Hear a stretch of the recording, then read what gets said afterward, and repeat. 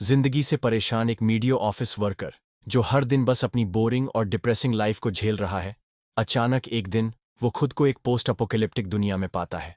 अब यहां उसे सर्वाइवल के लिए अपनी एक्स बॉस के साथ टीम अप करना पड़ता है। पूरी धरती पर बस ये दो ही इंसान बचे हैं और इस जगह में उन्हें अपनी फिजिकल और मेंटल लिमिट्स को अपनी लिमिट तक पुश करना होगा। तो तैयार हो जाइए एक ऐसी कहानी के लिए जहां सर्वाइवल और इमोशंस का परफेक्ट मिक्स है। Welcome to Dreamland adventure. यह सफर सिंपल नहीं होगा, लेकिन इसमें पूरी तरह से थ्रिलिंग जरूर होगा। तो हमारी कहानी शुरू होती है। एक ऑफिस में हमारा प्रोटैगनिस्ट ग्रैंड ग्लोरी कंपनी के एडवर्टाइज डिपार्टमेंट में काम करता है। शुरू में ही पता चलता है कि वह ऐसा इंसान है जो अपनी क्षमता से ज्यादा काम करता है। तभी उसका बॉस आता है और शिकायत करता है कि कंपनी बहुत मुश्किल समय से गुजर रही है, इसीलिए बहुत से एम्प्लॉयज को निकाला जा रहा है। ऑलमोस्ट उसे धमकाते हुए वह इशारों इशारों में प्रोटैगनिस्ट को और मेहनत करने के लिए कहता है। वो उसे पोटेंशियल क्लाइंट्स की एक लंबी लिस्ट पकड़ा आता है और डिमांड करता है कि उसे अगले दिन तक रिजल्ट्स चाहिए।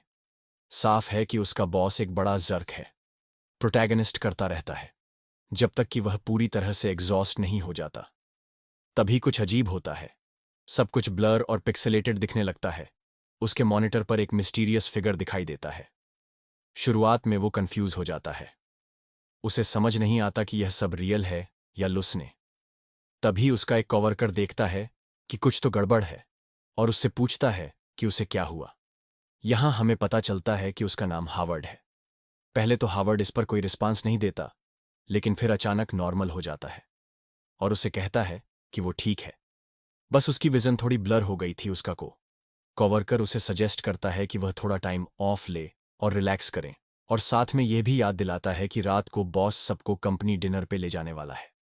हमारे लिए शायद यह सुनना अच्छा लगे, लेकिन हावर्ड के लिए यह बुरा है, क्योंकि डिनर का बिल सबको शेयर करना पड़ेगा और उसकी सैलरी इतनी कम है कि यह उसके लिए वर्थ नहीं है। उसका कोवर्कर, उसकी रिलेक्टिविटी डायरेक्टर का अनाउंसमेंट होने वाला है। नए डायरेक्टर की बात करें तो उसका नाम सबरीना लू है। वो ऑफिस में एक ऐसी स्टाइल में एंट्री करती है कि सारे लड़के उसे देखकर होश खो बैठते हैं। हावर्ड को तुरंत समझ आ जाता है कि वह उसकी लीग से बहुत बाहर है। कुछ घंटों बाद सभी डिनर पर होते हैं। ड्रिंक्स और मुस्कान के साथ अचानक हावर्ड को फिर वही अजीब सेंसेशन महसूस होता है जो उसे ऑफिस में हुआ था, लेकिन इस बार उसकी इंटेंसिटी और ज्यादा होती है। उसकी आईज ग्लो करने लगती हैं और उसे एक लाउड बजिंग साउंड सुनाई देती है। उसका नर्वस सिस्टम एक ऐसे वर्चुअल रियलिटी से कनेक्ट हो जाता है जिसे सिर्फ वही देख सकता है। उसके ऊपर एक स्ट्रेंज इमेज प्रोजेक्ट होती है जो बाकियों के लिए इनविजिबल है। एक सिस्टमिक वॉइस बोलना शुरू करती है। सिस्टम खुद को इंट्रोड्यूस करता है as a provider of memorable improvements using virtual reality. Howard इन सब से परेशान हो जाता है। वह सोचता है कि यह सब उसके साथ क्यों हो रहा है, क्योंकि उसने कभी कोई वीआर से संबंधित चीज कभी खरीदी ही नहीं है। उसके थॉट्स पढ़ते हुए सिस्टम जवाब देता है कि हावर्ड एक परफेक्ट कैंडिडेट है। एक ड्रीम टेस्ट के लिए वो आवाज उसे ड्रीमलैंड को एक्सपीरियंस करने के लिए इनवाइट करती है, जो एक वीआर गेम का ग्रेटर वर्जन है। हावर्ड एक क्लासिक प्रोटैगनिस्ट की तरह उसके ऑफर को रिफ्यूज करने की कोशिश करता है और वो कहता है कि उसके पास इन चीजों के लिए टाइम नहीं है, क्योंकि उसे अगले दिन काम पर जाना है। सिस्टम रिवील करता है कि वह किसी भी रियल लाइफ पर्सन को ड्रीमलैंड में कॉपी कर सकता है और हावर्ड डिसाइड कर सकता है कि उसकी जिंदगी में क्या होएगा। हावर्ड जवाब देने ही वाला होता है कि तभी नई डायरेक्टर सबरीना बॉस के साथ रूम में एंटर करती है। बॉस सबरीना को फॉर्मली सबसे इंट्रोड्यूस करवाता है, लेकिन वो हावर्ड को पूरी तरह इग्नोर कर देता है। सबरीना इसे नोटिस करती है और उसके बारे में पूछती है। हावर्ड निराश होकर खुद को पेश करने की कोशिश करता है, लेकिन बॉस उसे बीच में ही रोक देता है और उसे एक औसत बातचीत कौशल वाला नोबड़ी डिस्क्राइब करता है। साफ है कि यह सब झूठ है। लगता है बॉस को हावर्ड से कुछ पर्सनल इश्यूज है, क्योंकि अनलाइक बाकी के कोवर्कर्स की तरह हावर्ड ने कभी भी उसकी चापलूसी करने की कोशिश नहीं की। इसीलिए बॉस हावर्ड की लाइफ को मुश्किल बनाने का कोई मौका नहीं छोड़ता। लेकिन सबरीना बॉस की बातों पर ध्यान नहीं देती और पोलाइट सबको ग्रीट करती है। कुछ देर बाद हम देखते हैं कि डिनर खत्म हो चुका है और सब अपने अपने घर जा रहे हैं। कल फिर से सबको काम पर जाना है। हमारा प्रोटैगनिस्ट हावर्ड थोड़ा परेशान है, क्योंकि उसे लगा था कि अगर वह मेहनत करेगा तो उसे कभी ना कभी उसे रिकॉग्नाइज किया जाएगा, लेकिन ऐसा नहीं हुआ। उसका पार्टनर उसे चीयर अप करने की कोशिश करता है, यह कहते हुए कि अगर उसे ग्रो करना है तो उसे बॉस की चापलूसी करनी ही पड़ेगी। इसके बाद एक फ्लैशबैक दिखाया जाता है, जहां वो बंदा अपने स्कूल के सालों में स्टूडेंट मूवमेंट का लीडर था। वो सिस्टम के खिलाफ खड़ा हुआ था, एक रिबल किया था, लेकिन आज वो इसका बिल्कुल उल्टा है। वो सिस्टम के सामने पूरी तरह झुक चुका है। इसी के बाद हम देखते हैं कि बॉस डायरेक्टर सबरीना लू के साथ फ्लर्ट करने की कोशिश कर रहा है, और वो कहता है कि उसे ऐसे इन सिग्मा की बातों पर ध्यान नहीं देना चाहिए, और आगे कहता है कि उसे पता है कि उसे क्या करना है। इस बीच हार्वर्ड उनकी कन्वर्सेशन को सुन लेता है। बॉस को यह पता चल जाता है, और वो इनडायरेक्ट तरीके से हार्वर्ड की तरफ देखते हुए बोलता है कि अगर किसी को अभी तक ये नहीं पता कि उसे अपनी जिंदगी में क्या करना है, तो उसे ऐसे इंसान को फायर कर देना चाहिए। बॉस की ये बात हार्वर्ड के लिए फाइनल स्ट्रॉ बन जाती है। वो गुस्से में है, क्योंकि उसकी सारी मेहनत और डेडिकेशन बेकार गई। वर्कप्लेस के अंदर हो या बाहर, उसे हर जगह डिस्क्रिमिनेशन का सामना करना पड़ता है। हार्वर्ड डिसाइड करता है कि वह कल ही अपनी जॉब छोड़ देगा, लेकिन तब तक वह अपने गुस्से को शांत करने के लिए सिस्टम से कहता है कि वो डायरेक्टर और उसके बॉस को ड्रीमलैंड में कॉपी कर ले। सिस्टम एक एरर डिटेक्ट करता है और बताता है कि वो एक टाइम पर सिर्फ एक इंसान को ही स्कैन कर सकता है। रिक्वेस्ट के आधार पर सिस्टम सबरीना लू यानी डायरेक्टर को स्कैन करता है। हार्वर्ड थोड़ा कंफ्यूज होता है, लेकिन स्कैनिंग पूरी हो जाती है और एक कैरेक्टर क्रिएट हो जाता है। कहानी आगे बढ़ती है और हार्वर्ड अपने अपार्टमेंट वापस आता है। वो गुस्से में सिस्टम से पूछता है कि उसने पहले क्यों नहीं बताया कि एक बार में सिर्फ एक ही इंसान को स्कैन किया जा सकता है। सिस्टम बताता है कि उसने हार्वर्ड के ब्रेन में डोपामाइन की बड़ी स्पाइक डिटेक्ट की थी, जिससे यह इम्प्ली होता है कि हार्वर्ड इस आइडिया को सीक्रेट एंजॉय कर रहा है। एम्बैरेस्ड होकर हार्वर्ड एडमिट करता है कि शायद एक खूबसूरत औरत का एनपीसी उसकी गेम में उसकी सर्वेंट होना सच में मजेदार हो सकता है। सिस्टम उसे इन्फॉर्म करता है कि ड्रीमलैंड सिस्टम रात के 12 बजे एक्टिवेट होगा, और वह हार्वर्ड को किसी सेफ जगह पर सोने की सलाह देता है। हार्वर्ड कहता है कि यह ठीक है, लेकिन वह बहुत एक्साइट है और वो सो नहीं पा रहा है। सिस्टम उसे रीअरेंज के स्लीप फंक्शन को इंटरफेयर कर सकता है, जिससे वह अपने आप सो जाएगा। अचानक हार्वर्ड को कमजोरी महसूस होती है और उसका हार्ट रेस करने लगता है, लेकिन कुछ ही देर में वह एकदम शांति से सो जाता है। जैसे ही वह सोता है, उसे तुरंत ऐसा लगता है जैसे वह अभी अभी जागा है। जैसे ही वह जागता, तो वह एक 2D कैरेक्टर को अपने ऊपर देखता है। वो खुद को ड्रीमलैंड की एआई एडमिनिस्ट्रेटर के रूप में इंट्रोड्यूस करती है। उसका नाम है एआई 67। एआई उसे शॉप और क्रेडिट सिस्टम समझाती है, जहां हार्वर्ड यूजफुल आइटम्स खरीद सकता है, जैसे कि मिलिट्री नाइफ सिर्फ 2 क्रेडिट्स में, 100 टन ट्रक 40 क्रेडिट्स में, और इन्फिनिट एनर्जी बैटरी 200 क्रेडिट्स में। शुरुआत में ये आइटम्स काफी मामूली लगते हैं, लेकिन ये अपोकलिप्ट वर्ल्ड में उनकी वैल्यू बहुत ज्यादा होने वाली है। एआई उसे बताती है कि चैलेंज कंप्लीट करने पर उसे क्रेडिट पॉइंट्स मिलेंगे। हार्वर्ड उसे एक्सप्लेनेशन के लिए थैंक्स कहता है और पूछता है कि क्या उसके पास कोई स्ट्रैंग एनपीसी है जिसे वह यूज कर सके। एआई बताती है कि अगर उसके पास 10,000 पॉइंट्स हो तो वह खुद उसकी सेवा करेगी। हार्वर्ड इसे एक स्टील डील मानता है। एआई उसे वर्न करती है कि ड्रीमलैंड एक्टिवेट होने वाला है और सिचुएशन अब सीरियस होने वाली है। एक पोर्टल खुलता है जो अपोकलिप्टिक वर्ल्ड की तरफ ले जाता है। जैसे ही हार्वर्ड पोर्टल के पास पहुंचता है, वह अचानक जाग जाता है। वह चारों तरफ देखता है। वह यह समझने की कोशिश करता है कि जो उसने एक्सपीरियंस किया वह रियल था या वो बस एक ड्रीम था। आखिरकार उसे लगता है कि वह घर पर है और कुछ भी नहीं बदला। वह इसे एक ड्रीम मानकर डिसमिस कर देता है और काम के लिए जाने के लिए तैयार होने लगता है। लेकिन जैसे ही वह बाथरूम जाता है तो उसे पता चलता है कि टैप वाटर नहीं चल रहा है। यह उसे अजीब लगता है। नीचे जाते हुए वह कुछ अनयूजुअल नोटिस नहीं करता, लेकिन जैसे ही वह बाहर कदम रखता है, उसे एहसास होता है कि वह बिल्कुल अकेला है। उसके आसपास कोई भी इंसान नहीं है। हार्वर्ड को एक अजीब सी बजिंग आवाज सुनाई देती है। ऊपर देखते ही वह देखता है कि एक ह्यूज प्लेन उसके ऊपर गिर रहा है और वो उसके सामने ही एक्सप्लोड्स, मगर thanks to plot and time पर एक कार के पीछे छुप गया। ड्रीमलैंड सिमुलेटर का एपोकलिप्स, द डिफिकल्टी लेवल 0। तुम्हारे पास 180 दिन है सर्वाइव करने के लिए। वेट 180 दिन। हार्वर्ड कुछ कह पाता उससे पहले उसे उसकी पास खड़ी कार से लिक्विड गिरने की आवाज सुनाई देती है। जब वो नीचे झुककर देखता है तो उसे गैसोलीन की टंकी दिखती है, और फिर वह अपने प्लॉट आर्मरर करते हुए वो पॉइंट ब्लैंक एक्सप्लोजन से भी बच जाता है। भाई आप लोग ये सब कभी ट्राई मत करना, क्योंकि क्या पता आपका प्लॉट आर्मरर इतना सब कुछ सह पाए। कहानी आगे बढ़ती है। इनिशियल शॉक से उभरने के बाद हावर्ड अपनी सिचुएशन को लॉजिकली सोचने लगता है। वो अपनी नोटबुक में अपनी ज़रूरतों को लिखता है ताकि उसकी प्रायोरिटी को क्लियर हो जाए और वह 180 दिनों तक सरवाइव कर पाए। ये सुनने में बहुत लगता है, लेकिन अगर मैं अभी बहुत सारा सामान जुटा लूं तो शायद मैं सरवाइव कर पाऊं। इन 180 दिनों में मैं यह भी सोच सकता हूं कि रेजिग्नेशन के बाद मेरी लाइफ कैसी होगी, और शायद मैं इस बीच थोड़ा मजा भी ले सकूं। यही सोचकर हावर्ड एक क्लोथिंग स्टोर जाता है। अपोक्लिप्स में वो कुछ ज्वेलरी पहनता है और सबसे महंगी ड्रिंक्स पीता है, क्योंकि आखिर में दुनिया में अकेला इंसान बचा है। यह याद करते हुए उसे यह भी याद आता है कि सिस्टम ने उसकी कंपनी की डायरेक्टर सबरीना की भी कॉपी बनाई है। वह एक कार का रेडियो इस्तेमाल करके सिस्टम से कांटेक्ट करने की कोशिश करता है डायरेक्टर की कॉपी के बारे में पूछने के लिए। तभी उसे पीछे से आवाज सुनाई देती है। वो तुरंत पलट है और देखता है कि यह एक डॉग है। उसे यह लॉजिकल लगता है, क्योंकि सभी ह्यूमंस के गायब हो चुके हैं, इसलिए एनिमल्स भी फ्रीली गुम कर रहे हैं। लेकिन तभी उसे एक और आवाज सुनाई देती है, और इस बार यह एक टाइगर है। टाइगर उसे देखकर छलांग लगाता है और हावर्ड ऑलमोस्ट डर के मारे खुद पर कंट्रोल खो देता है। लेकिन सरप्राइजिंगली टाइगर उसे खाने के बजाय उसे लिक करता है।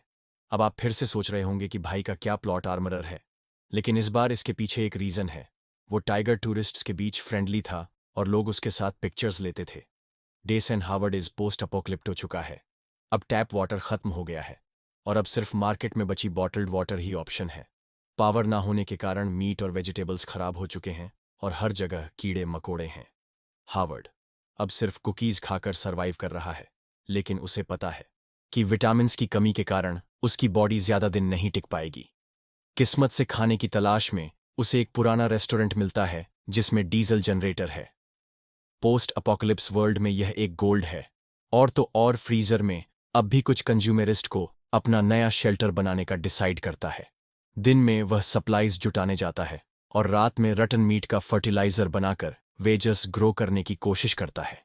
दिन 31 हावर्ड आसपास की जगहों पर ड्राइव करते हुए सोचता है कि आज वह क्या करेगा। उसे अपनी इमेजिनेशन में अपने कोवर्कर की आवाज सुनाई देती है, जो उसे सीड्स खरीदने का आइडिया देता है।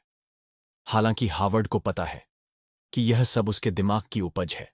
फ्रस्ट्रेटेड होकर हावर्ड कहता है, बेटर आइडिया यह होगा कि मैं व्हील छोड़ दूं, फिर कार किसी चीज से टकरा जाएगी और मैं मर जाऊंगा, फिर सब नॉर्मल हो जाएगा।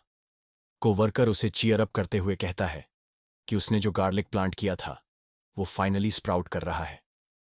लेकिन हावर्ड गुस्से में जवाब देता है, इसका वेजी से कोई लेना देना नहीं है। पूरी सिटी डंप यार्ड लग रही है, हर जगह फ्लाइज हैं, और सोते वक्त ऐसा लगता है कि मेरे ऊपर वर्म्स चल रहे हैं। वह रात को सफोकेट करता है जैसे पूरी दुनिया ने उसे छोड़ दिया हो। वो अब एक ब्रेकिंग पॉइंट पर है। हावर्ड अब पूरी तरह पागल हो चुका है। उसका को वर्कर उसे स्पीच देते हुए कहता है, रियलिटी में वापस आओ गेम, तुम्हें नहीं, तुम गेम को कंट्रोल कर रहे हो। इसी बीच हावर्ड के कार के सामने कुछ कूदता है जो उसे ब्रेक मारने पर फोर्स करता है। तभी एक दूसरी कार उसके सामने आती है, और वह कोई और नहीं बल्कि उसकी कंपनी की डायरेक्टर सबीना लू है। उसकी कार क्रैश होती है और एयरबैग्स डिप्लॉयड बैग्स क्रैश के बाद सबरीना बेहोश हो जाती है। लेकिन जब वह जागती है तो वह खुद को किसी और जगह पर पाती है। सबरीना देखती है कि किसी ने उसके फेस पर बैंड हेड लगाया है और वह किसी वजह से लड़कों के कपड़े पहने हुए हैं। रूम से बाहर निकलने पर उसे एहसास होता है कि वह किसी रेस्टोरेंट में है। डीजल जनरेटर चल रहा है और टेबल पर फ्रेश फूड रखा है। यह सब समझने की कोशिश में वो हावर्ड को अपनी बियर्ड शेव करते हुए देखती है। 30 दिन अकेले बिताने के बाद और ऐसी सिचुएशन में हावर्ड ने सोचा कि उसे अच्छे से रेडी होना चाहिए। वो कहता है कि उसने उसके लिए खाना बनाया है और वह उसे साथ में खाने के लिए इनवाइट करता है। डिनर के दौरान सबरीना मेंशन करती है कि उसे हावर्ड कंपनी के डिनर से याद है, लेकिन उसे उसका नाम नहीं पता। हावर्ड अपना इंट्रोडक्शन देता है और नोटिस करता है कि इस गेम में सबरीना की कॉपी के पास रियल सबरीना की तरह मेमोरीज हैं। वह हावर्ड के सर्वाइवल स्किल्स से इंप्रेस होती है। इलेक्ट्रिसिटी, फूड, शेल्टर और बाकी सब। वो उसे थैंक्स कहता है और उसके बारे में पूछता है कि उसने पिछले महीने कैसे बिताए। सबरीना बताती है कि अचानक सभी लोग गायब हो गए और वह पूरे महीने में उसे मिलने वाला पहला इंसान है। हावर्ड पूछता है कि अब उसका क्या प्लान है, और वह एडमिट करती है कि उसने अभी तक कुछ सोचा नहीं है। हावर्ड थोड़ा बोल्ड मूव करता है और उसे कहता है कि वह वहीं उसके साथ रहे। वह कहता है कि अगर वह बीमार पड़ेगी तो वह उसका ख्याल रख सकता है और यहां उसे हर जरूरत की चीज मिलेगी। ऐसी हालत में जहां कोई दूसरा ऑप्शन नहीं था, सबरीना इस ऑफर को एक्सेप्ट करती है, लेकिन वो वर्न करती है कि हावर्ड उसके टाइप का नहीं है और उसे कोई फनी चीज करने की कोशिश नहीं करनी चाहिए। हावर्ड, जो कुछ दिन पहले अकेलेपन में मैनिक्विन से बात कर रहा था, उसके लिए यह क्लियरली एक विन थी। वह अग्री करता है और कहता है, ठीक है, कोई दिक्कत नहीं। सबरीना उसे प्रॉमिस करती है कि वह उसका फायदा नहीं उठाएगी और काम को शेयर करने का सजेस्ट करती है। हावर्ड मान जाता है, लेकिन वह कहता है कि वह आज आराम करें क्योंकि असली काम कल से शुरू होगा। हालांकि हावर्ड ने रिजेक्शन को फेस किया, लेकिन वह अंदर से इमोशनली टूट चुका था, लेकिन उनका रिलेशनशिप अभी शुरू ही हुआ है। अगली सुबह हावर्ड एक तेज आवाज सुनकर जागता है।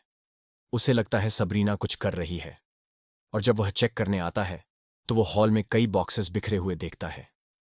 जब वह पूछता है कि वह क्या कर रही है, तो सबरीना बताती है कि उसने रेस्टोरेंट का स्टोरेज साफ करके उसे अपना रूम बना दिया है। वो कहती है कि अगर हावर्ड को कुछ चाहिए होगा तो वह बेल बजा सकता है। हावर्ड अपसेट हो जाता है, लेकिन बात यहीं खत्म नहीं होती। सबरीना ने वो मैनिक्विन भी फेंक दिया जिसे हावर्ड ने अपने अकेलेपन में अपना दोस्त बना लिया था। इसके ऊपर हार्वर्ड गुस्सा हो जाता है।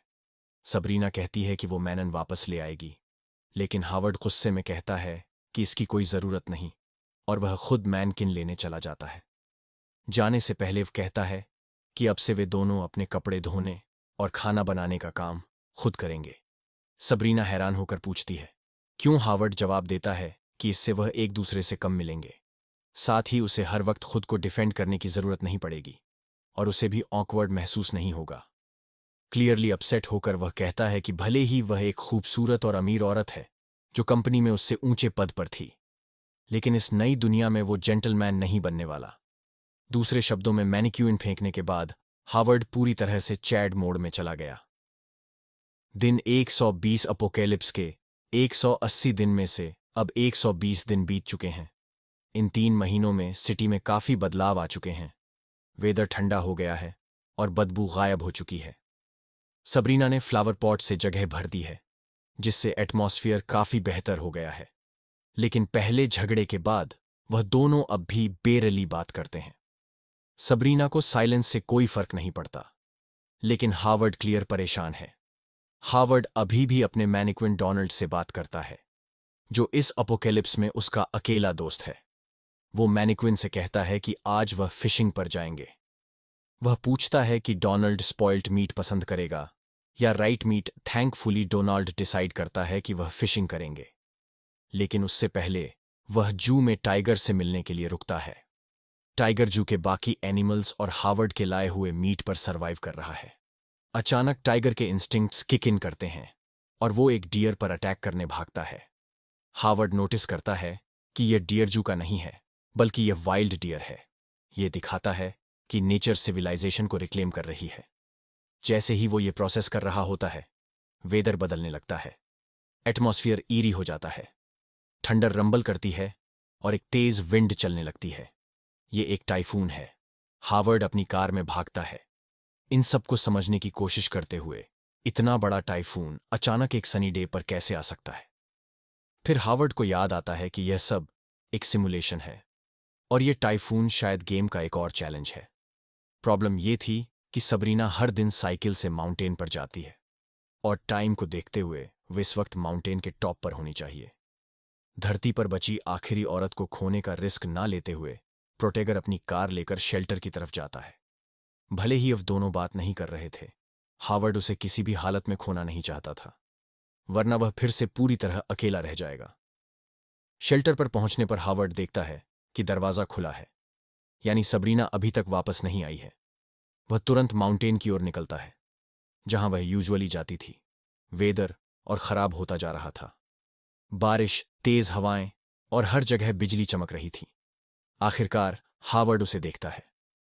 सबरीना एक पोल के अगेंस्ट लीन कर रही थी और उसके पैर में गहरी चोट थी। हावर्ड उसे अपनी बाहों में उठाकर सेफ्टी के लिए वापस ले आता है। वह दोनों एक मेंशन में सेफ होते हैं जहां सबरीना पहले विजिट करती थी, लेकिन सबरीना पूरी तरह से भीगी और कांप रही थी। हावर्ड उसकी वूड्स चेक करने के लिए कहता है, लेकिन वह मना कर देती है। वो कहता है, अभी अपने आप को टफ दिखाने का टाइम नहीं है। अगर इन्फेक्शन हो गया तो तुम मर सकती हो। लेकिन वह फिर भी मना कर देती है और कहती है कि उसे खुद का ख्याल रखना आता है। भाई साहब, पूरी दुनिया में सिर्फ ये दो लोग बचे हैं और इमरजेंसी सिचुएशन में भी इन दोनों का झगड़ा खत्म नहीं हो रहा। हावर्ड कहता है कि उसके पास एक प्लान है, क्योंकि उन्हें नहीं पता कि टाइफून कितने दिन चलेगा और उनका पुराना शेल्टर पूरी तरह पानी से डूब सकता है। वह सजेस्ट करता है कि इस मैशन को नया शेल्टर बना लेते हैं। सबरीना सिंपली अग्री करती है और पूछती है कि अब उसे क्या करना होगा। हावर्ड कहता है कि क्योंकि उसका पैर इंजर्ड है, वह ज्यादा हेल्प नहीं कर पाएगी, इसलिए उसे यहीं रहकर वेट करना होगा। फिर हावर्ड निकल पड़ता है, जबकि सबरीना वहीं रहती है। वेदर और खराब हो रहा था, इतना कि बर्फबारी शुरू हो गई। शेल्टर पहुंचने पर हावर्ड देखता है कि सब कुछ डूब चुका है और उनका जनरेटर भी खराब हो चुका है। वह जितना हो सके उतना खाना लेता है, लेकिन पानी और तेज हवाओं की वजह से सारे हार्वेस्टेड वेजिटेबल्स गिर जाते हैं। हावर्ड जो कुछ भी बचा सकता है उसे लेकर वहां से भाग जाता है। हालात बहुत खराब थे। उनके पास खाना सिर्फ 2 दिन के लिए बचा था। इस सिचुएशन में फिश पकड़ना भी इम्पॉसिबल था।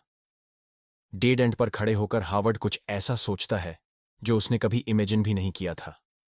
वो जू पहुंचता है जहां टाइगर चोटिल हालत में बैठा था। टाइगर शायद किसी फाइट में था। हावर्ड का प्लान था कि टाइगर के हंटिंग स्किल्स का यूज करके खाना जुटाए, लेकिन टाइगर की हालत देखकर वह पहले उसके घाव ठीक करने की सोचता है, लेकिन टाइगर हिलता तक नहीं। हावर्ड चिल्लाकर टाइगर को करने की कोशिश करता है, लेकिन टाइगर जोर से दहाड़ता है, जैसे वो कह रहा हो कि वो अपनी मर्जी से चलेगा। हावर्ड खुद को याद दिलाता है कि यह बस एक गेम है और उसे इतना इवॉल्वड नहीं होना चाहिए। वो टाइगर को पीछे छोड़कर चला जाता है। मैशन वापस पहुंचने पर हावर्ड देखता है कि सबरीना साइड वॉक पर गिरी हुई है। वो पूछता है कि क्या हुआ, और सबरीना कहती है कि वो रेन वाटर कलेक्ट कर रही थी बॉयल करने के लिए, लेकिन वो गिर गई और अब उठ नहीं सकती। हमारा हीरो उसे अंदर ले जाता है और यहां एक इंटरेस्टिंग सीन बनता है। हावर्ड अपने अल्ट्रा चैट मोड में गुस्से में सबरीना से कहता है कि अब से डिसीजंस वही लेगा। वो उसे बेड पर फेंकता है और कहता है कि वो फर्स्ट एड किट लेने जा रहा है। सबरीना का घाव साफ करने के बाद वो पूछती है कि हावर्ड का अगला प्लान क्या है। हावर्ड बताता है कि उसने एक बार डियर का झुंड देखा था और वह कल उन्हें हंट करने की कोशिश करेगा। सबरीना उसे याद दिलाती है कि जंगली डियर हमेशा खतरे की स्मेल याद रखते हैं और अलर्ट रहते हैं। हावर्ड कहता है, कोई बात नहीं, मेरे पास वेपन्स हैं। फिर हावर्ड उसे वो पिस्टल दिखाता है जो उसे उसके पुराने शेल्टर से मिली थी। वो कहता है कि उसने गन में बुलेट्स छोड़ी हैं और उसे वापस दे देता है। सबरीना पूछती है कि क्या हावर्ड खुद इसे नहीं रखना चाहता। हावर्ड मना कर देता है और उम्मीद करता है कि इस जेस्चर से शायद सबरीना का यह डर कम हो जाए कि वह उसका फायदा उठा सकता है। वो दोनों एक दूसरे से विदा लेते हैं, क्योंकि हावर्ड को हंट के लिए प्रिपेयर करना था। डे 121 अपोक्लिप्टो को गर्म कपड़ों में ढकता है और हंटिंग के लिए निकलता है। वह सोचता है कि उसे चिकन मारना भी नहीं आता, तो वह डियर को कैसे पकड़ेगा। लेकिन इसी बीच एक भूखे वल्व का झुंड उसे घात लगाकर देख रहा होता है। हावर्ड हंट के लिए निकलता है। ठंड इतनी ज्यादा थी कि उसकी सांसें भाप में बदल रही थीं। स्नो में बस उसकी फुटस्टेप्स और विंड की आवाज सुनाई दे रही थी। तभी उसे कुछ सुनाई देता है। वह तेजी से मुड़ता है और पोजीशन लेता है, लेकिन जब वह शूट करने को रेडी होता है तो वहां कुछ नहीं होता। ये कितनी बार हो चुका था उसे खुद भी याद नहीं। वो उन्हें सुन सकता था। यकीनन ऑफ पास ही होंगे। ऐसा लग रहा था जैसे उन्हें उसकी हर मूव के बारे में पता हो। शायद सबरीना सही थी। डियर उसकी सेंट पहचान सकते हैं। एनर्जी वेस्ट करने से थक कर वो फिशिंग नेट ट्राई करने का डिसाइड करता है। प्रॉब्लम यह थी कि एक खतरनाक स्टॉर्म अभी खत्म हुआ था और ऐसी सिचुएशन में रिवर की करंट बहुत तेज हो जाती है। लेकिन प्रोटेगर की परवाह किससे थी। उसने नेट डाल ही दिया। अब वो बस यही प्रे कर रहा था कि सब सही हो जाए, और तभी उसे नेट में एक जोरदार टग महसूस होती है। इससे पहले कि वह कुछ सोच पाता, वो लिटरली रिवर में खींच लिया जाता है। सोचो, ये कितना ठंडा होगा, जहां मुझे ठंडी में नहाने का सोचकर ही घूस बम्स आ जाते हैं।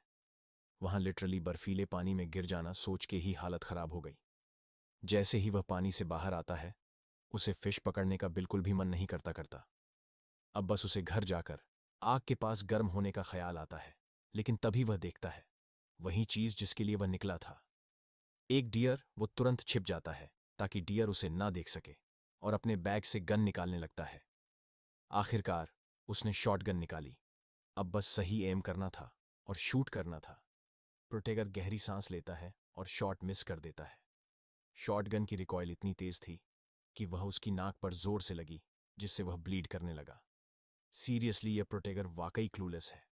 उसने रिसोर्सेज बर्बाद कर दिए, फ्रीजिंग टर में गिर गया, खुद को चोट पहुंचाई और अब ऑब्वियस वर्ल्ड्स। लेकिन लकली इस बार उसके पास शॉटगन थी जिससे उसकी जान बच सकती थी। अनलाइक और प्रोटेगर वल्व बिल्कुल बेवकूफ नहीं थे। उन्होंने समझ लिया कि यह आदमी के पास वेपन्स है और उन्होंने अटैक करने की बजाय वहां से भागना बेहतर समझा। प्रोटेगर को समझ नहीं आया, लेकिन अपनी हालत में उसे थैंकफुल होना चाहिए था। मैशन वापस पहुंचकर प्रोटेगर देखता है कि लड़की ब्लैंकेट में लिपटी हुई आग के पास खुद को गर्म कर रही थी। फाइनली उसके लिए कुछ सही हो रहा था। बिना वक्त गवाए वो जल्दी से अपने कपड़े उतारने लगता है, लेकिन ठंडे पानी में गिरने के बाद उसे असल में बस फायर के पास गर्म होना था। लड़की शुरुआत में थोड़ी शाई थी, लेकिन फिर उसने प्रोटेगर के वॉलेट में एक फोटो देख ली जिसमें एक और औरत थी जो काफी वेल इन डाउट थी। वो पूछती है कि ये कौन है प्रोटेगर, जो अब आग के पास पूरी तरह से नेकेड है। कहता है कि वो उसकी एक्स गर्लफ्रेंड थी। सबरीना कहती है कि वो क्यूट लग रही है और पूछती है कि उनका ब्रेकअप क्यों हुआ। वो बताता है कि उसे फैमिली चाहिए थी, लेकिन वो इसके लिए रेडी नहीं थी। फिर वो सबरीना से पूछता है कि क्या वह किसी को डेट कर रही है। अनफॉर्चुनेटली सबरीना हाँ कहती है। वो बताती है कि उसका बॉयफ्रेंड लॉरेंस एमआईटी से पीएचडी होल्डर और एक टेक्नोलॉजी कंपनी का सीईओ है। बेसिकली वो एक बिग शॉट है। प्रोटेगर इस मौके का फायदा उठाते हुए कहता है कि वो सक्सेसफुल होगा, लेकिन उसका टेस्ट खराब है क्योंकि सबरीना जैसी औरत के साथ रहना टॉर्चर है। ब्रूनेट यह सुनकर चिढ़ जाती है और उस पर चिल्लाने लगती है, लेकिन गुस्से में वह भूल जाती है कि वो वहां नेकेड है। जब उसे ये रियलाइज होता है, वह अपने आईज कवर करने की कोशिश करती है, लेकिन उसी में ब्लैंकेट गिर जाती है और कुछ ऐसी चीजें एक्सपोज्ड हो जाती हैं जो मैं आपको यूट्यूब्स इस नज़ारे से इतना शौक होता है कि उसकी नाक से खून बहने लगता है। वुमन शर्मिंदा होकर चीजें उस पर फेंक है और उसे तुरंत बाहर निकलने को कहती है। प्रोटेगर तो चला जाता है, लेकिन उस खूबसूरत सीन को याद करते हुए। हालांकि इस टाइम पर इरेक्शन भी भूख और हालत सुधारने में मदद नहीं करता। अगले दिन हमारा हीरो फिर से डियर हंट करने की कोशिश करता है, लेकिन वह बस डियर की शैडो ही देख पाता है। हर बार जब वह पास आता है, डियर गायब हो जाते हैं। ऊपर से असल जिंदगी में उसने कभी गन भी नहीं चलाई थी। तो अब समझ सकते हो कि वह पहले बेवकूफ जैसा बिहेव क्यों कर रहा था, लेकिन वह कोशिश करता रहता है, भले ही रिजल्ट्स ना मिले। अच्छी चीज यह थी कि अब ब्रूनेट उससे थोड़ी ज्यादा बात कर रही थी और वह खाली हाथ लौटने पर कंप्लेन भी नहीं करती। हालांकि वह धीरे धीरे कमजोर लगने लगी थी, जो एक अच्छा संकेत नहीं था। उसकी इंजरी भी ठीक होती नहीं दिख रही थी। प्रोटेगर ने एक ट्रैप सेट करने की बात की, एक पिट जिसमें नीचे शार्प वुडन स्टेक्स थे, जिसे कैबेज लीव्स से कवर किया गया था। उसकी उम्मीद थी कि सर्दी में डियर्स इस टेम्पटेशन को इग्नोर नहीं कर पाएंगे। सबरीना कहती है कि उसे यह डिस्कस करना चाहिए था, क्योंकि इस सिचुएशन में इतना मैनुअल काम करना रिस्की है। प्रोटेगर जवाब देता है कि वो अब अपने लिमिट पर है और ऐसी एक और ट्रैप सेट करने की स्ट्रेंथ उसमें नहीं है। बेसिकली उसने सब कुछ दांव पर लगा दिया था। अगले दिन या तो वो सरवाइव करेंगे या नहीं। अगले दिन जब वो ट्रैप चेक करने पहुंचता है तो देखता है कि वो काम नहीं कर रहा। वेट नहीं, वहां खून था। जानवर शायद वहां से भाग गया। वो तुरंत खून के ट्रेल को फॉलो करता है, ये प्रे करते हुए कि शायद जानवर मर चुका हो। आखिरकार वो एक क्लियरिंग पर पहुंचता है, जहां दो वुल्फ स्मूलर भूख, डर और गुस्से की फ्रेंजी में जानवरों पर फायर करता है। ओबवियसली वो सारे शॉट्स मिस कर देता है और जानवर भाग जाते हैं, अपने साथ डेड डियर के टुकड़े लेकर। यह देखकर कि उसकी स्टारवेशन से बचने की आखिरी उम्मीद उसकी आंखों के सामने खत्म हो गई। प्रोटेगर बर्फ में घुटनों के बल गिर जाता है। वह खुद को समझाने की कोशिश करता है कि यह बस एक गेम है और उसे अपनी इमोशंस को कंट्रोल करना चाहिए, लेकिन सच ये है कि बार बार फेल होने की फ्रस्ट्रेशन उससे बर्दाश्त नहीं हो रही थी। वह अपनी पूरी ताकत से चिल्लाता है, जैसे कोई अपनी लिमिट तक पहुंच चुका हो। और इसी तरह हम अपोक्लिप्टो में और एक कैबेज लीफ बचा है। सबरीना कहती है कि यह हावर्ड खा ले, क्योंकि उसने लेटली कोई मदद नहीं की। हावर्ड कहता है कि वो दोनों मर रहे हैं, उसे इतना प्राउड होने की जरूरत नहीं। सबरीना साइलेंटली एग्री करती है। फिर वो उसे बताती है कि जब तक वह 18 साल की नहीं हुई थी, तब तक वह बस एक पपेट थी जिसे दूसरे मैनिपुलेट करते थे। खास तौर पर उसके ऑथोरिटेरियन पिता, वो अक्सर उसे उसके रूम में बंद रखते थे। वो उसे बच्चों के साथ बाहर खेलने तक नहीं देते थे। हालत तो यह थी कि उसे ड्राइंग तक नहीं करने दी जाती थी। उसके पिता कहते थे कि वह अपने सिबलिंग से अलग है और सून और लेटर वह फैमिली को अपनी मां की तरह छोड़ देगी। उसके पिता के इमोशनल इश्यूज थे और वह सब उस पर निकालते थे। उनका कहना था कि वह फैमिली का ऑनर तभी बढ़ा सकती है जब वह उनकी हर बात माने, और फैमिली की पावर के बिना वह कुछ भी नहीं है। यही वजह है कि अब वह इतना इंडिपेंडेंट बनना चाहती है। यह उसके ट्रॉमा से डील करने का तरीका है। हावर्ड कहता है कि वह उसे समझ सकता है, क्योंकि उसकी भी लाइफ काफी खराब रही। वह बताता है कि उसने हमेशा हर काम में पूरी कोशिश की, लेकिन उसे कभी रिवॉर्ड नहीं मिला। उसने हमेशा एक मीडियोकर लाइफ जी, और किसी ने भी उसे रिकॉग्नाइज नहीं किया।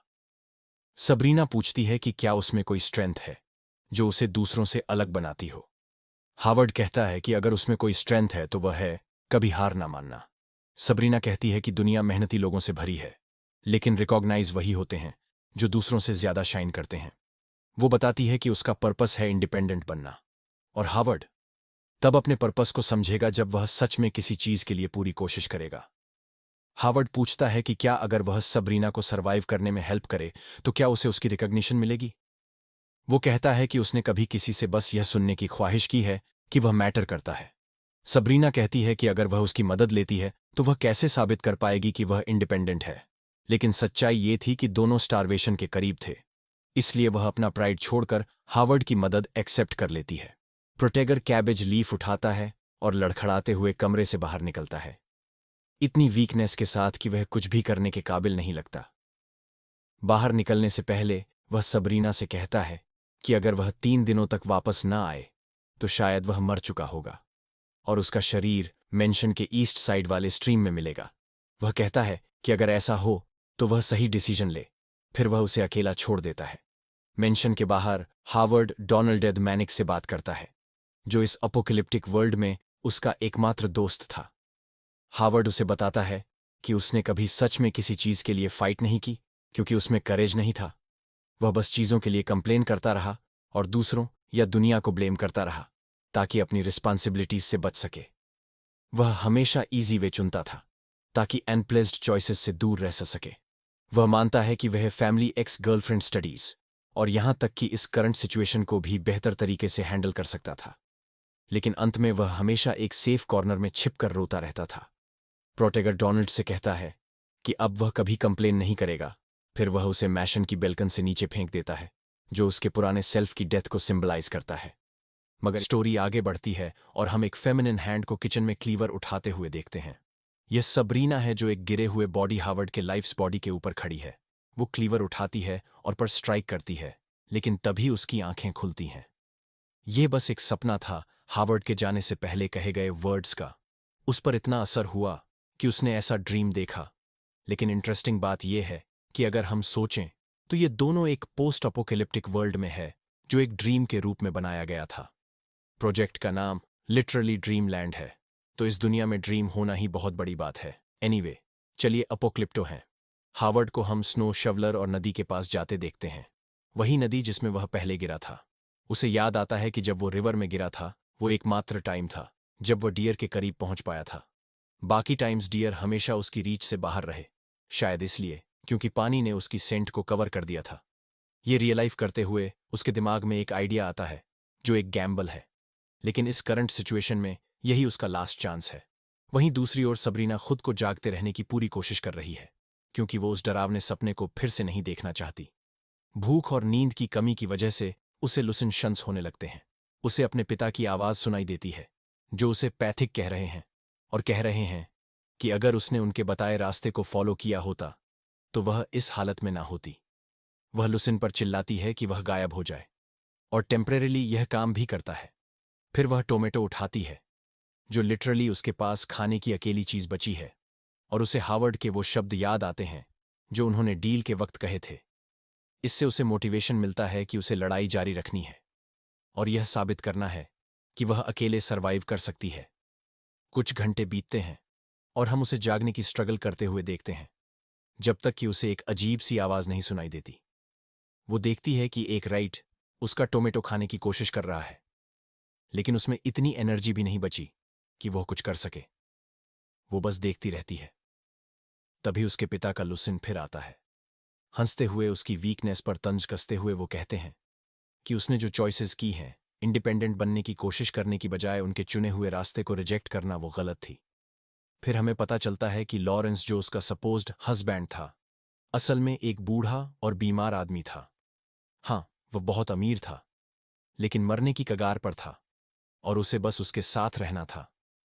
उसके मरने के बाद वो उसकी सारी वेल्थ इनहेरिटेंस पिता ने अरेंज किया था। उसके पिता कहते हैं कि अगर वह इतनी सी तकलीफ नहीं सह सकती तो वह खुद को कैसे संभालेगी। वो कहते हैं कि वह स्ट्रांग वुमन बनने के लिए नहीं बनी है, वह बस एक एक्ट कर रही है। लेकिन असल में वो एक फ्रेज एक्सप्रेस, उसके हाथ में वो गन है जो प्रोटेगर ने उसे दी थी। वो कहती है कि उसे बचाने के लिए किसी की जरूरत नहीं और उसे खुद अपनी लाइफ बचानी है। हम राइट की आंख में उसकी गन का रिफ्लेक्शन देखते हैं और साथ ही डियर की आंख में शॉट गन का रिफ्लेक्शन। हाँ, यह हावर्ड का प्लेन था। उसने खुद को स्नो में बरी कर दिया और तब तक इंतजार किया जब तक डियर उसके ट्रैप में नहीं फंस गया, और वो मोमेंट आ ही गया। उसी समय हावर्ड डियर पर शॉटगन चलाता है और सबरीना रट को शूट करती है जो उसका खाना चुरा रहा था, और चैप्टर वहीं खत्म हो जाता है। अगला चैप्टर शुरू होता है डियर के बॉडी के साथ जो स्नो में पड़ा है, और उसी स्नो के बीच से हमारा प्रोटेगर बाहर निकलता है, एक अल्ट्रा चैड सिग्मा लुक के साथ। जब उसे पता चलता है कि उसका प्लान सक्सेसफुल हुआ तो वह हंसता है और अपनी विक्ट्री को सेलिब्रेट करता है। वहीं दूसरी तरफ सबरीना अपना टोमेटो खा रही है, और सिर्फ इतना ही नहीं, उसने राइट को रोस्ट भी कर लिया है जिसे उसने मारा था। हाँ, अपोक्लिप्टो डियर लेकर आया है जिसे उसने हंट किया। सबरीना स्पीचलेस रह जाती है कि उसने कैसे सक्सीडेंस, लेकिन हावर्ड बिना खाए और शायद बहुत देर तक ठंड में रहा है, वह वीक हो जाता है और फ्लोर पर कोलैप्स कर जाता है। सबरीना तुरंत उसे हेल्प करने के लिए उठती है और देखती है कि उसकी क्लोथ्स पर बर्फ जमी हुई है, मतलब उसने इस डियर को लाने के लिए बहुत स्ट्रगल किया है। कुछ घंटे बाद हम देखते हैं कि सबरीना ने डियर का मीट काट लिया है और टब में पानी गर्म कर रही है ताकि हावर्ड को उसमें डाल सके और वह रिकवर कर सके। वो उससे पूछती है कि क्या वह बेटर फील कर रहा है, लेकिन कोई जवाब नहीं मिलता। फिर हावर्ड उसका हाथ पकड़ता है और वीक वॉइस में उसे बुलाता है। वो उसके करीब आती है और हावर्ड उससे पूछता है कि क्या उसने उसका रिकॉग्निशन अर्न कर लिया। सबरीना सरप्राइज्ड हो जाती है, लेकिन कहती है, हाँ, तुम अमेजिंग हो। ये सुनकर हावर्ड खुश हो जाता है क्योंकि फाइनली उसे किसी ने रिकॉग्नाइज किया। कुछ समय बाद डियर मीट का सूप तैयार हो चुका है। सबरीना हावर्ड को खाने के लिए बुलाती है, लेकिन हावर्ड रिस्पॉन्स नहीं करता। वह अभी भी बहुत अनवेल लगता है। ये देखकर सबरीना कुछ डिसाइड करती है। वह उसका मुंह खोलती है और उसे फीड करने की कोशिश करती है, लेकिन जैसा हमने सोचा था वैसे नहीं। वो लिटरली अपना खाना अपने माउथ से उसके माउथ में देती है, जैसे बेबी बर्ड को खाना खिलाते हैं। ऑनेस्टली ये बहुत ग्रोस है। मुझे नहीं पता था ये छपरी है। घंटों बाद भी हमारा प्रोटेगर बेड पर पड़ा है। वो ठंड से कांप रहा है। सबरीना उस पर 3 ब्लैंकेट डालती है, लेकिन उसे लगता है कि यह शायद इनफ नहीं होगा। फिर वो हावर्ड को देखती है, अपने होंठ काटती है और वही करती है जो आप सोच रहे हैं। वो अपने कपड़े उतारकर हावर्ड के साथ लेट जाती है ताकि अपने बॉडी हीट से उसे वार्म कर सके। फिर वो उससे कहती है कि सब ठीक हो जाएगा। अपोकेलिप्स के दिन 130 की शुरुआत होती है और हावर्ड जागता है, लेकिन इस बार अनलाइक बाकी दिनों वो अकेला नहीं है। वो अपने पास देखता है और पाता है कि सबरीना उसके साथ कडलिंग पोजीशन में सो रही है। यह देखकर वो शॉक हो जाता है, खासकर जब उसे एहसास होता है कि सबरीना पूरी तरह नेकेड है। सबरीना नोटिस करती है कि हावर्ड जाग गया है और जैसे ही वो उठने लगती है, हावर्ड उसे रोकता है, ये कहते हुए कि वो अभी भी अनवेल फील कर रहा है। फिर वो उससे उसकी एक्स गर्लफ्रेंड के बारे में पूछती है और कहती है कि फिर से बताओ कि उनका ब्रेकअप क्यों हुआ था। हावर्ड कहता है कि उसकी एक्स गर्लफ्रेंड को लगा कि वो दोनों अभी इतने यंग हैं कि कुछ सीरियस सोचा जाए। सबरीना दूसरे रीजन के बारे में पूछती है और हावर्ड कहता है कि क्योंकि वह एक फैमिली चाहता था। सबरीना कहती है कि उसे भी एक फैमिली चाहिए। हावर्ड यह सुनकर कंफ्यूज हो जाता है, क्योंकि सबरीना तो खुद को एक इंडिपेंडेंट वुमन साबित करना चाहती थी। सबरीना कहती है कि वह ऐसा ऑलरेडी कर रही है। सक्सेसफुल होना प्रूफ नहीं है, ये तो बस एक गोल था जो उसने खुद के लिए सेट किया था, ताकि उन लिमिटेशंस को तोड़ सके। लेकिन असल में उसे इन सब चीज़ों से कोई फर्क नहीं पड़ता। ऐसा लगता है जैसे वह एक प्रिजन से निकलकर दूसरी में चली गई। वह कहती है कि वह खुद को कैसे डिपेंडेंट कह सकती है, जब पूरे दिन वह कोई डिसीजन अकेले नहीं ले सकी। प्रोटेगर यह सुनकर चुप हो जाता है, क्योंकि उसने अपनी लाइफ में कभी कोई गोल सेट ही नहीं किया। वो उससे पूछती है, क्या तुम मेरे साथ फैमिली नहीं बनाना चाहते? अब ऐसी सिचुएशन में ना कहना कैसे पॉसिबल है? प्रोटेगर थोड़ा रुकता है, जिससे सबरीना को लगता है कि उसने यह बात कहने में शायद जल्दबाजी कर दी। लेकिन फिर वो उसका हाथ पकड़ता है और कहता है कि यही तो वह हमेशा से चाहता था। आखिरकार दूसरों से रिकॉग्निशन पाने के लिए इतनी मेहनत करते करते उसने खुद की फैमिली बनाने का सपना ही छोड़ दिया था। सबरीना कहती है कि वो दोनों साथ मिलकर सरवाइव करेंगे, और वह कहता है, हाँ, अब मेरी मोटिवेशन यही है कि मुझे फैमिली बनानी है। और फिर दोस्तों, फाइनली वो दोनों किस करते हैं। स्टोरी के फाइनल क्लाइमैक्स में सबरीना को याद आता है कि जब वो टीनेजर थी, तब उसके पिता ने लिटरली उसके हाथ पैर बांध दिए थे और उसके मुंह पर कपड़ा लगा दिया था। फिर वो कहते हैं कि अब टाइम आ गया है कि उसे एडल्ट्स की दुनिया से इंट्रोड्यूस कराया जाए। इसके बाद वह एक आदमी और औरत को बुलाते हैं, जो उसके कमरे में एंटर करते हैं। उसके पिता उन्हें कपड़े उतारने को कहते हैं और वही करने को कहते हैं जो आप सोच रहे हैं। सबरीना अपना चेहरा दूसरी तरफ मोड़ लेती है ताकि वह यह सब ना देखे, लेकिन उसके पिता जबरदस्ती उसका चेहरा पकड़कर उसे यह सब देखने पर मजबूर करते हैं। वह कहते हैं कि उसे यह सीखना होगा ताकि वह उस बूढ़े आदमी को प्लेजर दे सके जिससे उसकी शादी होने वाली थी। सीरियसली, इस इंसान के दिमाग में कुछ बहुत बड़ी खराबी है। फिर वह कुछ ऐसा कहते हैं जो थोड़ा कंफ्यूजिंग लगता है। वो मेंशन करते हैं कि अगर दोनों असली फादर और डॉटर की तरह दिखें तो बेहतर होगा, और इसके लिए वह उसका नाम बदल देंगे। उसी समय से उसका नाम सबरीना लुओ रखा जाता है। लेकिन अनक्लियर है कि यह सब तब हुआ जब उसकी माँ उसे छोड़कर चली गई थी, या किसी और वजह से। शायद फ्यूचर में इसे और एक्सप्लेन किया जाएगा। खैर, उनके लव एक्ट के बाद स्टोरी में एक मंथ का टाइम स्किप होता है। अब अपोक्लिप्टो नियर डेथ एक्सपीरियंस से रिकवर नहीं हुआ है, लेकिन अब वह काम कर सकता है। डियर का मीट खत्म हो गया है, लेकिन वो नदी से फिश पकड़ने में सक्सेसफुल हो रहा है। इसके अलावा उन्होंने एक वेजिटेबल ग्रीन हाउस पर काम शुरू किया है, और सबरीना इसमें काफी मेहनत कर रही है। सबरीना हावर्ड को बुलाती है और कहती है कि उसके पास उसके लिए एक गिफ्ट है। हावर्ड एक्साइटेड हो जाता है। वह सोचता है कि यह शायद कुछ नॉटी होगा, लेकिन जल्द ही पता चलता है कि ऐसा नहीं है। सबरीना ने उसके लिए डियर स्किन का पोंचो बनाया है, जो हंटिंग के दौरान बहुत यूजफुल साबित होता है। अब हावर्ड की किस्मत बदल गई है। हंट के बाद घर लौटते समय वह उस लैम्प पोस्ट को देखता है जहां उसने हफ्तों पहले स्टॉर्म में सबरीना को पाया था। नॉस्टैल्जिक होकर वह उन प्लेसेस पर जाता है जहां उसने अपोक्लिप्टो रेस्टोरेंट जा आता है। डोनाल्ड अपने मैनेकिन फ्रेंड को याद करता है और उस जगह से गुजरता है जहां अपोक्लिप्टो हुआ था। फिर वो जू जाता है अपने टाइगर फ्रेंड को देखने। वो टाइगर को आवाज लगाता है, हाथ में पूरे डियर की लेग लेकर उसे ऑम्फर करने के लिए, जब उसे एक तेज रोड सुनाई देता है। हालांकि उसका पैर बुरी तरह इंजर्ड है, फिर भी वह आवाज की ओर भागता है। जब वह वहां पहुंचता है तो वह देखता है कि उसका टाइगर फ्रेंड एक वल्व के पैक से अटैक हो रहा है। वह तुरंत अपनी शॉटगन निकालता है। वल्व उसे नोटिस करते हैं, लेकिन उससे पहले कि वो कुछ करे, हावर्ड ट्रिगर दबा देता है, जिससे वुल्फ्सबेन फिर उसे एहसास होता है कि वह देर से पहुंचा। टाइगर बुरी तरह से घायल है, वह बस हल्की सी परिंग की आवाज निकाल रहा है। हावर्ड उसे काम करने के लिए उसके पास जाता है। उसके और टाइगर के बिताए पलों की यादें उसकी आंखों में घूमने लगती हैं। टाइगर एक लॉयल क्रीचर था। हावर्ड उससे माफी मांगता है कि वह समय पर नहीं पहुंच सका। टाइगर अपनी आंखों से हावर्ड को देखता है, जैसे वह समझ रहा हो कि वह क्या कह रहा है। हावर्ड कहता है कि जल्द ही तुम्हें दर्द महसूस नहीं होगा। फिर वो अपनी शॉटगन उसके सिर पर एम करता है और कहता है कि वो उसे याद करेगा और उसके लिए बदला लेगा। टाइगर समझ जाता है कि उसका एंड आ गया है। हावर्ड की आंखों से एक आंसू गिरता है और फिर वो ट्रिगर दबा देता है, और इसी के साथ उस टाइगर की लाइफ खत्म हो जाती है दोस्तों। नेचर वाकई बहुत क्रूल है। स्टोरी आगे बढ़ती है और हम हावर्ड को बाथटब में सबरीना के साथ देखते हैं। वो नोटिस करती है कि हावर्ड थोड़ा डाउन लग रहा है और पूछती है कि क्या कुछ हुआ है। हावर्ड कहता है कुछ नहीं, बस हर दिन ठंड बढ़ती जा रही है और बाहर की दुनिया और भी खतरनाक होती जा रही है। वह उससे रिक्वेस्ट करता है कि क्या वह अगले कुछ दिनों तक घर में रह सकती है। वह फिर कहता है, मैं तुम्हें रोकने की कोशिश नहीं कर रहा, बस थोड़ा वरी हूं। सबरीना कहती है, ठीक है, कोई प्रॉब्लम नहीं, वैसे भी मुझे ग्रीन हाउस में काफी काम करना है। रोमांटिक एटमॉस्फेयर के बीच वो दोनों फिर से एक दूसरे के करीब आते हैं। लेकिन जैसा कहते हैं, प्रोटेगर की खुशी ज्यादा देर तक टिकती नहीं है। हावर्ड को जल्दी ही वापस हंटिंग पर जाना पड़ता है। अब हावर्ड एक अल्ट्रा चैड सिग्मा बन चुका है। वो डियर स्किन आउटफिट पहनकर अपनी सेंट को मास्क करता है।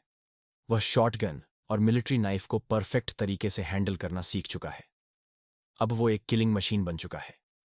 लेकिन जैसे हावर्ड ने सर्वाइवल टैक्टिक्स सीखी, वैसे ही वल्स ने भी। हम देखते हैं कि वुल्फसन शार्प फैंगस से उसे मारने के लिए, लेकिन फिर वह कुछ सुनता है। शायद कोई डियर पीछे रह गया हो। वल्फ पोटेंशियल इजी प्रे की ओर भागता है, लेकिन यह एक ट्रैप था। एनिमल दर्द में चीखता है, लेकिन तब तक बहुत देर हो चुकी होती है।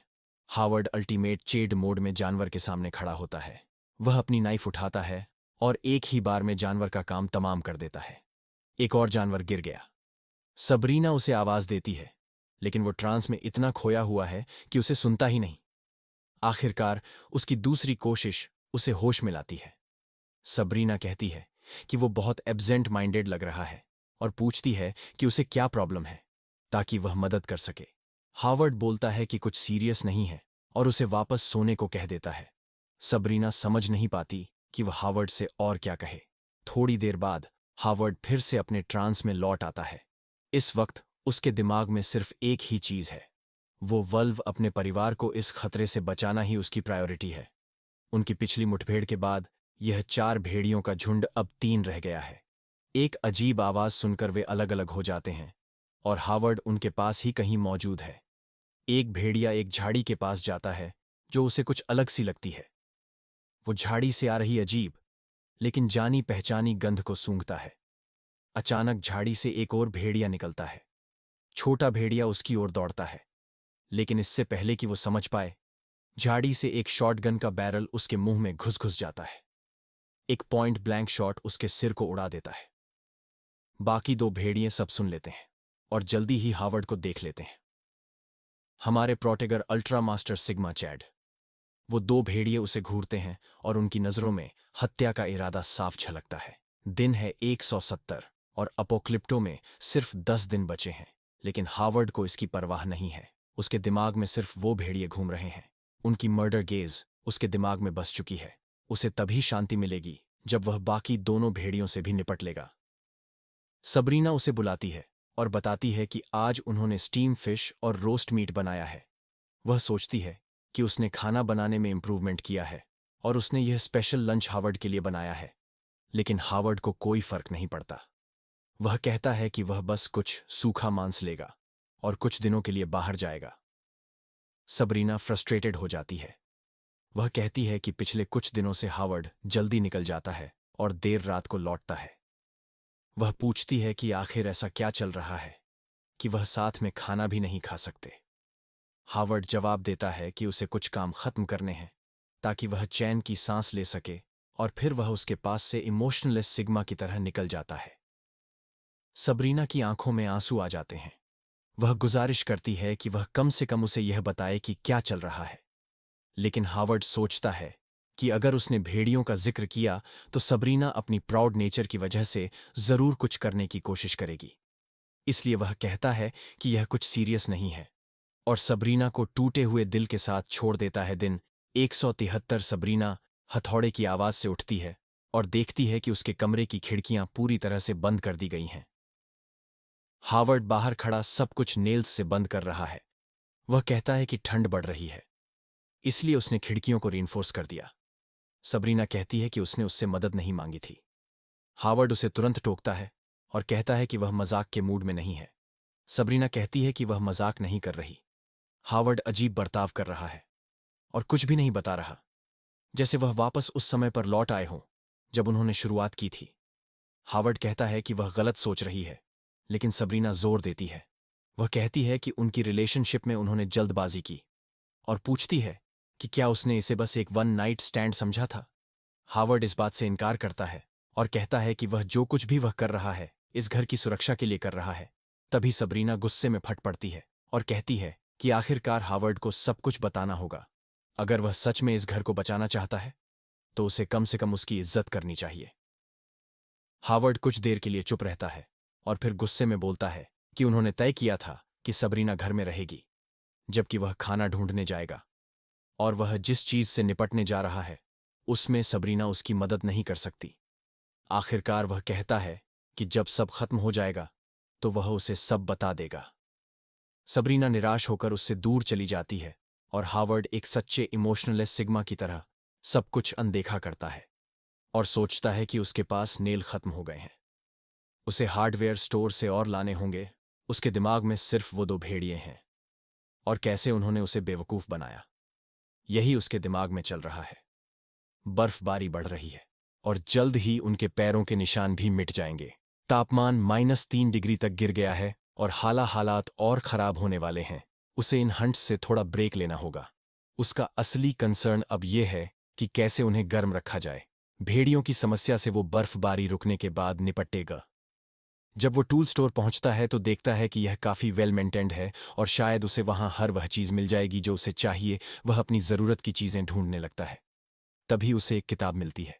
जब हावर्ड देखता है तो उसे समझ आता है कि यह एक डीजल जनरेटर का मेंटेनेंस मैनुअल है। भाई, किसने सोचा होगा। जैसे ही वह किताब को पलट है उसे पता चलता है कि पुराने शेल्टर में जो जनरेट उन्होंने छोड़ा था उसे वह इससे ठीक कर सकता है। लेकिन जैसे ही वह इस बारे में सोचने लगता है स्टोर का टीवी अपने आप चालू हो जाता है। स्क्रीन पर स्टैटिक दिखने लगता है। हावर्ड चौंक कर उछल जाता है और फिर वह आती है आर्टिफिशियल इंटेलिजेंस सिमुलेशन एडमिनिस्ट्रेटर। वो उसकी तरफ देखता है लेकिन पहले तो कुछ समझ नहीं पाता। कुछ सेकंड बाद ही उसे याद आता है कि वह एक सिमुलेशन में है। वह पूरी तरह से भूल ही गया था। एआई उसे बताती है कि वह सिर्फ यह वार्न करने आई है कि सिमुलेशन एक हफ्ते में खत्म हो जाएगा और उसे वापस लौटने की तैयारी करनी चाहिए। वह शौक में आ जाता है क्योंकि पुराने जीवन में वापस जाना उसके दिमाग में कभी आया ही नहीं था। दृश्य बदलता है। सबरीना एक चिट्ठी लिख रही है। उसमें लिखा है कि उन्हें थोड़ा समय अलग बिताना चाहिए। वह कहीं और जा रही है और हावर्ड को उसके पीछे नहीं आना चाहिए। फिर वह मुड़ती है और चली जाती है। दूसरी तरफ हावर्ड टीवी को टूटे हुए हालत में छोड़कर अपनी जरूरत की सारी चीजें इकट्ठा करता है और निकलने की तैयारी करता है। तभी पंजों की आवाज सुनाई देती है और फिर वो दिखते हैं भेड़िए। उन्होंने हावर्ड का पीछा करते हुए उसे ढूंढ लिया। हावर्ड बिना डरे कहता है कि वह उनके गुस्से को समझता है। आखिर उसने उनके परिवार को मारा है। वह अपने हथियार की तरफ भागने की कोशिश करता है लेकिन भेड़िए उससे तेज हैं। वो हावर्ड को ऐसा करने नहीं देते। हावर्ड उनकी इंटेलिजेंस पर हैरान होता है। तभी उसे बाईं तरफ खुला हुआ दरवाजा दिखता है। ये उसकी अकेली चांस है। वह स्टोर से बाहर भागता है और भेड़िए उसके पीछे है। उसकी गाड़ी कुछ मीटर की दूरी पर खड़ी है। वह सीधे उसकी तरफ दौड़ता है लेकिन उसकी टांग, जो नदी में गिरने के बाद से परेशान कर रही थी, फिर से दर्द करने लगती है। यही मौका भेड़ियों को चाहिए था। वो उस पर कूदते हैं और उसे बर्फ में गिरा देते हैं। बड़ा भेड़िया उसकी गर्दन पर बुरी तरह काटता है, जबकि छोटा उसकी टांग पर हावर्ड दर्द में अपनी डियर स्किन कोट के बटन खोलता है और खुद को बड़े भेड़िए की पकड़ से छुड़ाता है। वो मौके का फायदा उठाकर छोटे भेड़िए को मुक्का मारता है जो उसकी टांग पर काट रहा था। जल्दी से वह अपनी चाकू निकालता है और जानवर पर वार करता है।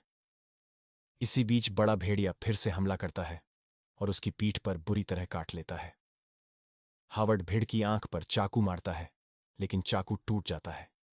अब हालात और खराब हो गए। भेड़िया फिर से हमला करता है लेकिन हावर्ड अपने पैरों से उसे रोक देता है और उसे दूर फेंक देता है। फिर वह टूटे हुए चाकू के साथ भेड़िए की दूसरी आंख पर वार करता है। भेड़िया दर्द से चीखता है लेकिन उसके पंजे हावर्ड के चेहरे पर हमला करते हैं। हावर्ड अपने चाकू के हिल्ट से भेड़िए के सिर पर पूरी ताकत से वार करता है। वह अनकंट्रोलेबल रेज में लगातार वार करता रहता है। आखिरकार एक वार से उसका कंधा डिसलोकेट हो जाता है और वह चाकू का हिल्ट बर्फ में गिरा देता है। भेड़िया अब मरा हुआ लगता है। वह अपना बैग उठाता है वहां से जल्दी निकलने के लिए, लेकिन पीछे से दिखता है कि लड़ाई अभी खत्म नहीं हुई। भेड़िया बुरी हालत में, लेकिन बदले की प्यास लिए अपनी आखिरी ताकत से हावर्ड के हाथ को काट लेता है। हावर्ड खड़ा रहता है और जानवर को देखता है। वो कहता है कि वह उसकी विल पावर की इज्जत करता है, लेकिन वो उसे बदला लेने का मौका नहीं दे सकता, क्योंकि उसे सबरीना की सुरक्षा करनी है। वह अपना हाथ भेड़िए के मुंह से खींचता है, जिससे उसकी त्वचा फट जाती है। वो गाड़ी का दरवाजा खोलता है और बैग को अंदर फेंकता है, लेकिन तभी उसे जबरदस्त दर्द महसूस होता है। न सिर्फ एक, बल्कि दोनों भेड़िए उसकी टांगों पर काट रहे थे। भाई, ये तो मरते ही नहीं। हावर्ड खुद से कहता है कि वह अभी मर नहीं सकता। वह गाड़ी का ट्रंक खोलता है, जहां से एक पिस्तौल गिरती है। यह सबरीना की गन थी। बिना कुछ सोचे वह भेड़ियों की तरफ पलट है और फायर करता है। भेड़िए उसकी टांगे छोड़कर भाग जाते हैं। हावर्ड जल्दी से गाड़ी का दरवाजा बंद करता है ताकि भेड़िए फिर से हमला ना कर सके। उसका पूरा शरीर लड़ाई के एड्रेनल से कांप रहा है। वो खुद से कहता है कि उसे जनरेटर को ठीक करना जरूरी है, तभी सबरीना के पास उसके सर्वाइवल के अच्छे चांस होंगे। लेकिन जब वो गाड़ी स्टार्ट करने की कोशिश करता है तो कुछ नहीं होता। वह फिर से ट्राई करता है, लेकिन इसका कोई फायदा नहीं। तेल का टैंक शायद 30 डिग्री की ठंड में जम गया था। उसे तेल को गर्म करना होगा, लेकिन उसके पास अब समय नहीं बचा था। वह बहुत कमजोर हो चुका था। बाहर भेड़िए अब भी मंडरा रहे थे। हावर्ड के पास आगे बढ़ने की ताकत नहीं बची थी। वह होश खोने लगा और फिर उसकी आंख खुलती है। वह सुरक्षित है। सबरीना उसके पास बैठी है। वह बताती है कि उसने उसे टूटी हुई गाड़ी के साथ बेहोश पाया और वह अपनी गाड़ी में उसे वापस ले आई। हावर्ड कहता है कि उसे लगा वह मर चुका था। सबरीना कहती है कि उसे भी यही लगा था। हावर्ड पूछता है कि जब उसने उसे पाया तो क्या उसके पास कुछ था। सबरीना कहती है कि उसके पास एक बैग था जिसे वह घर ले आई। बैग की याद आते ही हावर्ड तुरंत उठने की कोशिश करता है। वह कहता है कि इससे वह जनरेटर ठीक कर सकता है। सबरीना कहती है कि वह अभी भी घायल है और उसे थोड़ा आराम करना चाहिए, लेकिन हावर्ड मना कर देता है। वह कहता है कि उसे यह करना ही होगा। यह उसकी लिस्ट का आखिरी काम है। सबरीना उसे रोकने की कोशिश करना छोड़ देती है और कहती है, ठीक है, ये समझते हुए कि हावर्ड वैसे से भी उसकी बात नहीं मानने वाला। हावर्ड चुपचाप वहां से निकलता है। कहानी आगे बढ़ती है और हम देखते हैं हावर्ड को गैरेज में जनरेटर ठीक करते हुए, और बस बिजली वापस आ जाती है। यह देखकर तो हावर्ड लगभग रो ही पड़ता है कि उसकी सारी मेहनत रंग लाई। वह सबरीना को चिल्लाकर पूछता है, देखा तुमने? और अंदर से जवाब आता है, तुम पागल हो।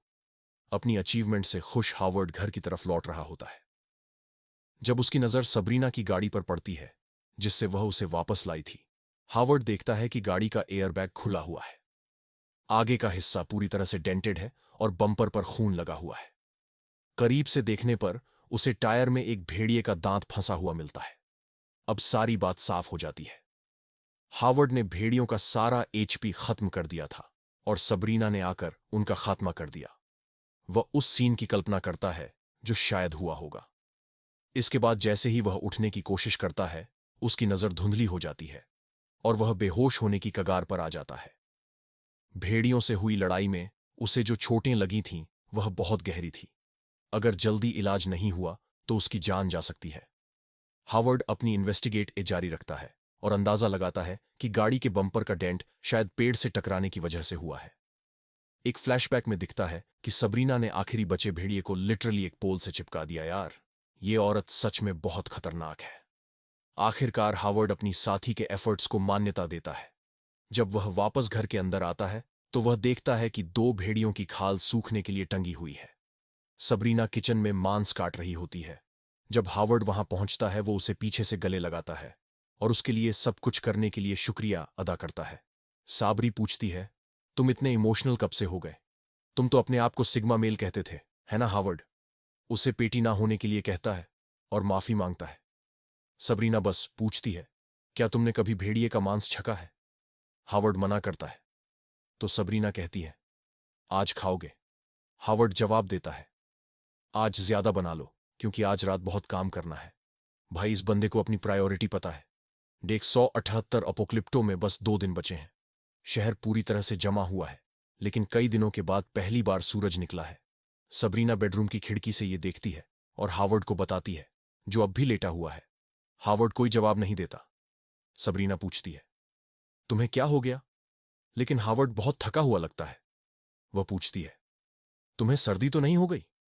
और दवा लेने जाती है। हावर्ड बहुत कमजोर आवाज में उसे बुलाता है और कहता है कि वह चिंता ना करे, उसे सर्दी नहीं है। सबरीना टेंस हो जाती है, लेकिन माहौल हल्का करने की कोशिश करते हुए कहती है, तुम मजाक कर रहे हो और तुम ठीक हो जाओगे। वह याद दिलाती है कि हावर्ड ने कितनी मुश्किल परिस्थितियों का सामना किया। तूफान में घर शिफ्ट करना, बर्फीले तूफान में शिकार करना और जनरेटर ठीक करना। उसकी वजह से आज उनके पास फिर से बिजली है। सबरीना कहती है कि यह कितना एब्सर्ड है कि ऐसा बंदा अब तक बॉस की तरह रिकॉग्नाइज नहीं हुआ। वह कहती है, अगर हम कंपनी में होते तो मैं तुम्हें क्वार्टर का बेस्ट एम्प्लॉय बना देती। हावर्ड जवाब देता है, धन्यवाद मेरी बॉस। और प्यारी पत्नी सबरीना झट से कहती है, मैंने शादी के लिए हां नहीं कहा है। और उसे दवा एक ही बार में खत्म करने को कहती है।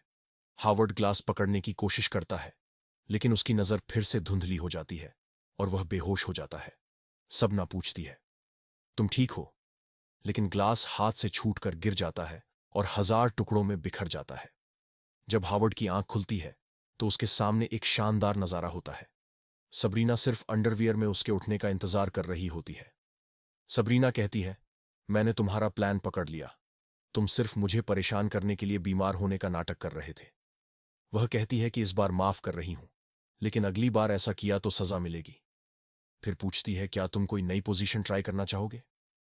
हावर्ड सीधा मूड खराब करते हुए कहता है, उठो, हमें बात करनी है।